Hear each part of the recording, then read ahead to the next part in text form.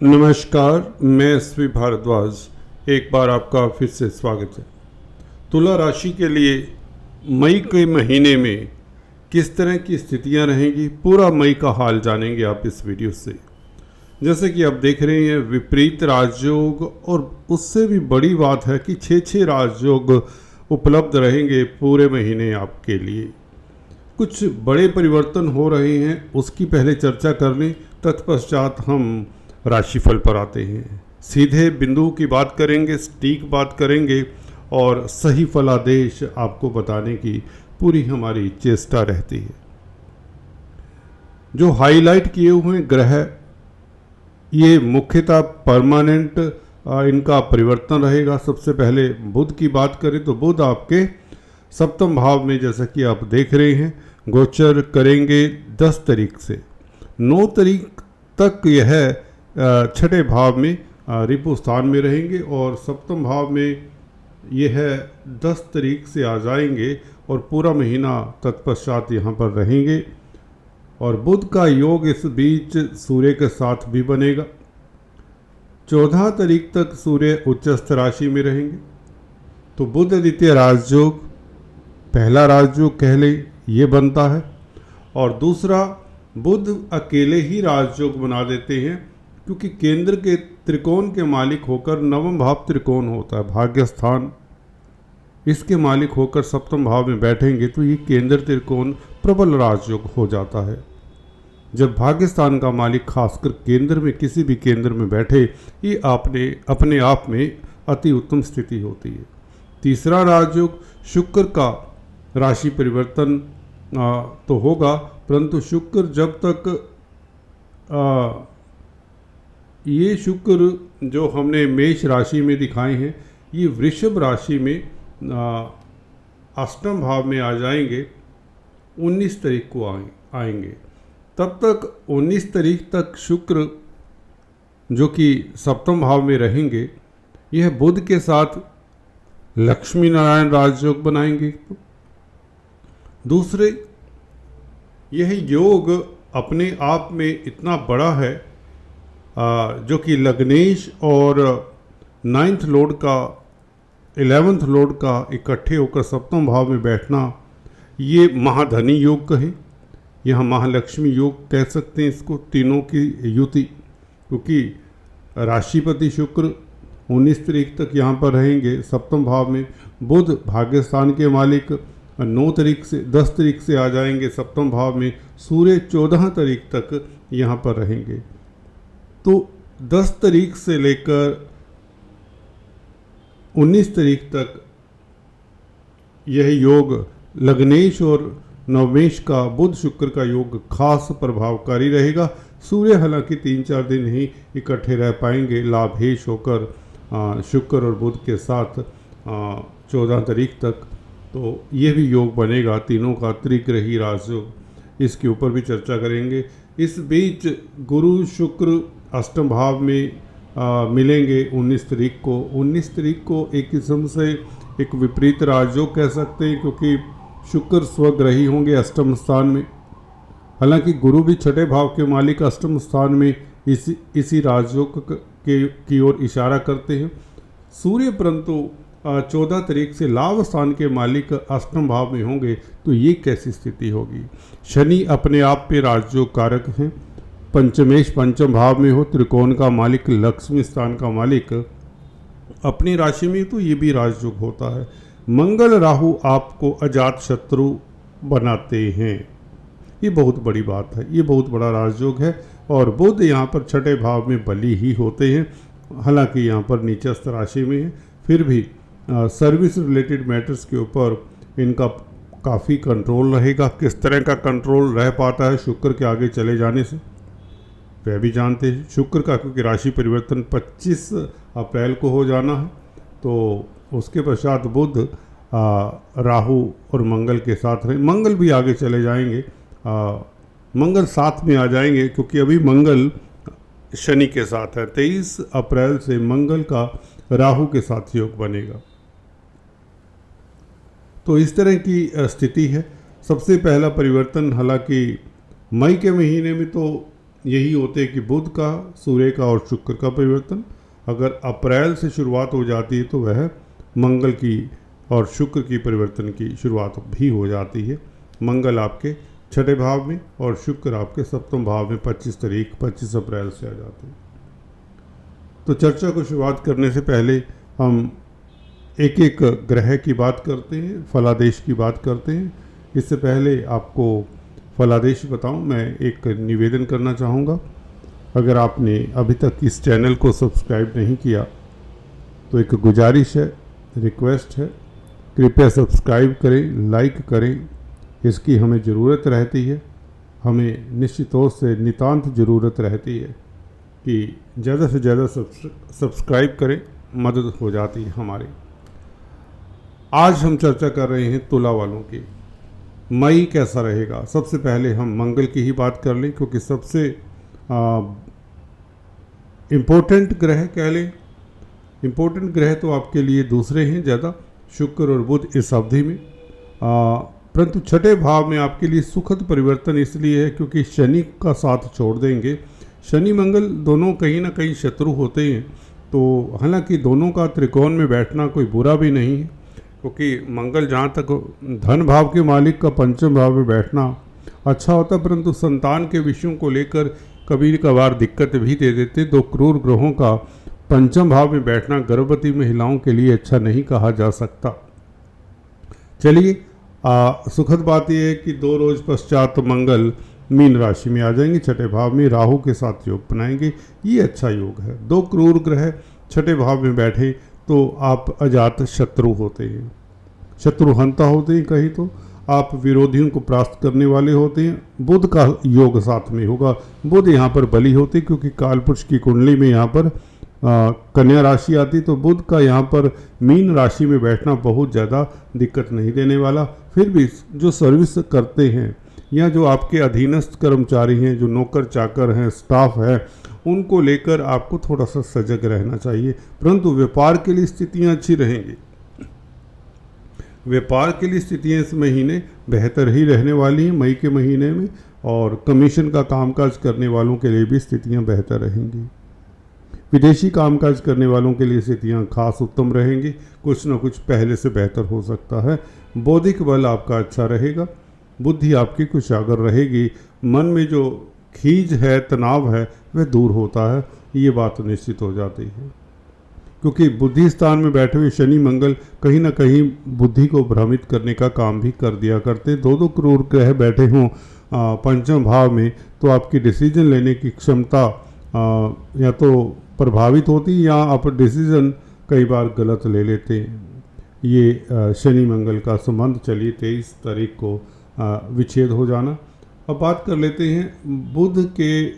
सबसे पहले जो राशि परिवर्तन होगा मई के महीने में, वह होगा दोस्तों बुध का, जो कि 9 तारीख के पश्चात 10 मई को मेष राशि में सप्तम भाव में आ जाएंगे। जैसा कि आप देख रहे हैं, सूर्य के साथ योग होगा, शुक्र के साथ योग होगा। शुक्र भी 25 तारीख से आगे निकल चुके होंगे अप्रैल के महीने से ही, तो शुक्र, सूर्य और बुध का योग बन जाएगा 10 मई से। तो सूर्य और बुध का योग तो बुध आदित्य राजयोग कहलाता है। ये अच्छा है, अपने आप में बहुत जानदार योग है। शुक्र साथ में लग्नेश होकर बैठे हों तो आप सुख को भोगने वाले होते हैं, लाभ को भोगने वाले होते हैं, क्योंकि लाभेश हैं सूर्य और उच्च के सूर्य हैं, तो सरकारी तंत्र से, शासन सत्ता से लाभ हो सकता है। ऐसे में शनि की दृष्टि यदा कदा आपको कहती है कि अगर आपका कोई कोर्ट कचहरी में मसला है तो आपको सतर्क रहना, विरोधियों को कोई चांस नहीं देना, विरोधी हरकत में आ सकते हैं, विरोधियों के ऊपर नज़र रखनी है। बुध 9th लॉर्ड हैं और जो कि सूर्य हैं वो 11वें भाव के मालिक हैं। शुक्र के साथ होने से लक्ष्मी योग बन जाता है, लाभ होता है भाग्य के कारण और आपको सीधे तौर से लाभ होता है और सप्तम भाव से लाभ होता है। सप्तम भाव होता है स्पाउस का, स्पाउस को भी लाभ हो सकता है, स्पाउस के साथ आपके रिलेशन अच्छे हो सकते हैं, या यूँ कहें लव रोमांस के लिए स्थितियाँ पहले से बेहतर हो सकती हैं और अदालती मसलों में कहीं ना कहीं आपको सफलता मिलने के योग बनते हैं और तेज प्रभाव आपका बढ़ता है। आपके कॉन्टैक्ट्स अच्छे रहते हैं, पब्लिक डीलिंग करते हैं तो समाज में आपकी प्रतिष्ठा बढ़ती है। अगर आप किसी तरह के चार्टेड अकाउंटेंट, इंजीनियर, डॉक्टर हैं, कोई भी कंसल्टेंसी देते हैं, तो शुक्र बुध और सूर्य का सप्तम भाव में योग अच्छा ही कहा जाएगा। फिर भी कहीं ना कहीं हल्की फुल्की चुनौती आ सकती है, आपको सतर्क रहना चाहिए। कुल मिलाकर शुक्र और बुध का योग लक्ष्मी नारायण राजयोग है, तो धन की कमी नहीं रहेगी, धन स्वतः ही आता रहेगा और घर में मांगलिक कार्य के योग बनते हैं, सुख संपत्ति बढ़ने के योग बनते हैं। व्यापारी वर्ग के लिए बुध शुक्र का 10 तारीख से ये मिलान होना सप्तम भाव में बहुत बेहतर है। व्यापार के लिए अच्छा है, कमीशन के लिए अच्छा है, लाइजनिंग का कामकाज करने के लिए अच्छा है। अगर बौद्धिक कार्य करते हैं तो अच्छा है। कॉमर्स से रिलेटेड कोई भी एक्टिविटी है देन इट्स आल्सो गुड। तो इसके अलावा बात कर लेते हैं, अष्टम भाव में गुरु का 1 मई से गोचर हो जाएगा। अभी अप्रैल है, तो गुरु का गोचर हमने पिछले वीडियो में भी आपको बताया, जो वीडियो आपने बहुत सराहा, जो बहुत लाइक किया, इसके लिए आपका धन्यवाद। बात कर लेते हैं शुक्र, सूर्य और गुरु अष्टम भाव में कैसा फल देंगे, इसके ऊपर चर्चा कर लेते हैं।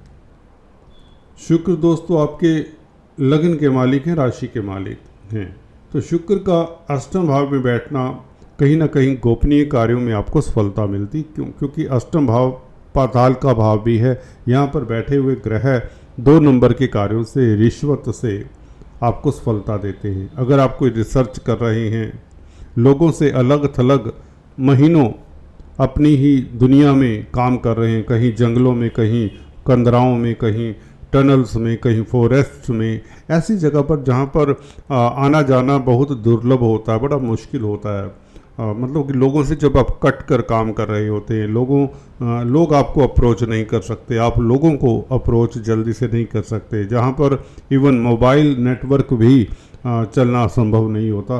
तो उस तरह की स्थिति में अगर आप हैं, आप हो सकते हैं आर्मी के जवान हो, ठीक है, लेह लद्दाख इत्यादि एरियाज़ में, या अपने किसी भी कंट्री में आप बॉर्डर पर काम कर रहे हो, आप किसी इस तरह की हॉस्पिटल में कामकाज कर रहे हो जो बहुत दूर दराज, वहाँ पर रिसर्च कर रहे हो, अकेले कुछ भी अन्वेषण कर रहे हो, या इवन तंत्र मंत्र विद्या में संलग्न हैं, घर में ही एक कमरे में बैठे हुए आप महीनों कुछ ऐसी रिद्धि सिद्धि प्राप्त करना चाहते हैं, तो ये लग्नेश का अष्टम भाव में बैठना ये दिखाता है कि आपको उस एरिया में काफ़ी गहरी सफलता, बड़ी सफलता मिल सकती है, क्योंकि अष्टम भाव लिगेसी का भी है। तो लिगेसी आपको बहुत बड़ी मिल सकती है। जिनका शुक्र अष्टम भाव में होता है उन्हें लिगेसी से काफ़ी लाभ हुआ करता है, क्योंकि वैसे भी मैं अक्सर बताता आया हूँ, शुभ ग्रह अष्टम भाव में हो तो अच्छा होता है। यहाँ पर गुरु का भी साथ रहेगा शुक्र को, तो ये डबल राजयोग भी हो जाता है, लिगेसी से लाभ का प्रबल योग हो जाता है। यहाँ पर आप अच्छे कंसल्टेंट साबित होते हैं, अच्छे दार्शनिक साबित होते हैं, विजनरी साबित होते हैं, आपका जो थॉट सिस्टम है काफ़ी क्लियर हो जाता है। वैसे भी बुध का केंद्र में आ जाना ये अच्छी बात है। इस महीने बौद्धिक बल बढ़ने से आपके निर्णय उत्तम रहेंगे। आपका कन्फ्यूजन जब दूर होता है दोस्तों, तो तनाव दूर होता है, तनाव दूर होता है तो आपका कामकाज में मन लगता है, आप हल्के फुल्के महसूस करेंगे दोस्तों। और आपकी स्पीच, बुध वाणी के कारक हैं, स्पीच बहुत अच्छी रहेगी, इसीलिए बताया आप अच्छे वक्ता प्रवक्ता साबित होते हैं। अगर आप साउथ डायरेक्शन में जाकर काम करते हैं इस अवधि में, अष्टम भाव साउथ डायरेक्शन का कहा गया है, तो यहाँ पर बैठे हुए 3 ग्रह बैठे हों तो आपको इस दिशा में कामकाज करने में, इवन घर के साउथ वेस्ट एरिया में बैठकर अगर आप कोई कामकाज करते हैं, साउथ वेस्ट कामकाज, जैसे आपका कोई शोरूम है, कोई दुकान है, उसमें साउथ वेस्ट कॉर्नर में बैठकर इस महीने कामकाज करते हैं तो आप स्टेबल फील करते हैं, वहाँ पर आपका मन लगता है और आप बहुत सुकून में रहते हैं। सफलता इससे मिलती है, जब सुकून में इंसान होता है तो अच्छी सोच होती है। तो अष्टम भाव में बैठकर अगर साउथ वेस्ट डायरेक्शन में या साउथ डायरेक्शन में बैठकर काम करते हैं या साउथ दिशा में जाते हैं, आपकी जो भी जन्म की दिशा है, जन्म जहाँ पर हुआ है वहाँ से साउथ वेस्ट दिशा में जाने से आपको सफलता मिलती है। तो गुरु फाइनेंस के कारक हैं, बैंकिंग प्रणाली के अर्थव्यवस्था के कारक हैं। तृतीय भाव के मालिक हैं, यूँ तो छठे भाव के भी मालिक हैं। छठे भाव का मालिक अष्टम भाव में बैठेगा तो आप शत्रुओं के ऊपर हावी प्रभावी रहेंगे, कहीं न कहीं विपरीत राजयोग जैसा फल देगा, क्योंकि सूर्य के साथ हैं और शुक्र के साथ है। सूर्य गुरु को मदद देंगे क्योंकि गुरु के मित्र हैं। हालांकि सूर्य 11वें भाव के मालिक का 8वें भाव में इतना अच्छा योग नहीं कहा जाएगा, फिर भी लिगेसी से क्योंकि लाभ के योग बनते तो धन अचानक से आ सकता है, अचानक से अटका हुआ धन मिल सकता है, अचानक से कोई स्कीम, कोई प्लानिंग, कोई आपकी सिरे चढ़ सकती है जो पूर्व में पहले बनाई हो, जिसका फल आपको अब मिल सकता है। निश्चित तौर से सरकारी क्षेत्रों से आपको दूर रहना चाहिए। सरकारी अथॉरिटी में जो लोग हैं उनसे थोड़ा डिस्टेंस बना कर रखें। सूर्य क्योंकि सरकार के कारक हैं और कहीं ना कहीं अपने कॉन्फिडेंस को बनाए रखें। इसमें ऐसा होता है कि सूर्य आत्मा के कारक हैं, अष्टम भाव पताल का होता है, तो ये 14 तारीख से जब सूर्य यहाँ पर आएंगे, you should be very clear होना चाहिए आपको सब बातों को लेकर, क्योंकि जब कन्फ्यूजन होता है, हालांकि बुध ऐसा होने नहीं देंगे। बुध की स्थिति बहुत मजबूत है। भाग्य स्थान के मालिक का त्रिकोण का मालिक केंद्र में बैठे, बुध त्रिकोण के मालिक हैं, भाग्य का मालिक लग्नेश के साथ है, तो चलिए अच्छा योग है। पूरा महीना शुक्र बुध का योग ये अच्छा ही रहेगा। 19 तारीख से शुक्र का गुरु के साथ मिलना, 19 तारीख के बाद की हम बात कर रहे थे, गुरु शुक्र जो कि गोपनीय कार्यों के लिए, रिश्वत के कामकाज के लिए अच्छा है। ऐसा धन मिलता है जिसके ऊपर आपका कई बार अधिकार नहीं होता, कई बार लेगेसी से धन मिल जाता है, कई बार लॉटरी इत्यादि निकल जाती है, क्योंकि शनि और मंगल का जो विच्छेद होगा, मंगल 23 तारीख से आगे आएंगे तो ये लॉटरी का योग बनाते हैं। खासकर संतान को लेकर चिंता दूर होती है, पढ़ाई में मन लगता है। अगर आप छात्र हैं तो आपको कोई उपलब्धि मिल सकती है, छात्र हैं तो प्रतिस्पर्धा में उत्तीर्ण होते हैं, छात्र हैं तो आपका फोकस स्टडीज़ पर रहेगा। अगर आप हायर स्टडीज़ करना चाहते हैं, लेना चाहते तो बेहतर है। कोई एग्ज़ाम देना चाहते हैं, हायर स्टडीज़ को लेकर कोई परेशानी थी वह दूर होती है। गर्भवती महिलाओं के लिए भी थोड़ा पहले से बेहतर समय हो जाता है। तो फिर भी आपको शनि के उपाय करने चाहिए इस महीने, और साथ ही साथ आपको सूर्य के उपाय सेकंड हाफ में कर लेने चाहिए। सूर्य सरकार के कारक हैं, अगर सरकार में कोई इशू है तो आपको सूर्य को जल देना चाहिए। गुड़ गेहूँ का दान रविवार के दिन करना चाहिए। शनि के बीज मंत्रों का जाप और शनि स्तोत्र, दशरथ की शनि स्तोत्र आपको जरूर पढ़ना चाहिए। फिर भी मिलेंगे, तब तक के लिए स्टे ट्यून। आज इतना ही, तब तक के लिए स्टे ट्यून।